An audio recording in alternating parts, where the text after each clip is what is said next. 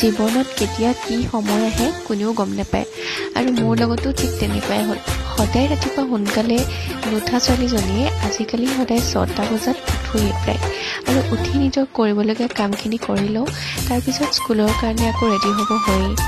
9টা বজাৰ আগতে স্কুল পাওঁগৈ আজিও অকণমান সোনকালে উঠিলোঁ যিহেতু 2 দিন বন্ধ পাইছোঁ গতিকে ঘৰ নহাৰটো কথাই নাহে আৰু স্কুলত গ'লোঁ ক্লাছ এটা কৰিলোঁ ক্লাছ কৰি আহি মই ঘৰলৈ বুলি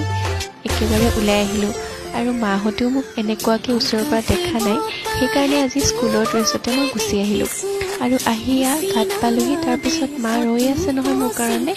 ইমান যে ভাল লাগে এনেকুৱা আজি আন দিনতকৈ অলপমান বেলেগ লাগিছে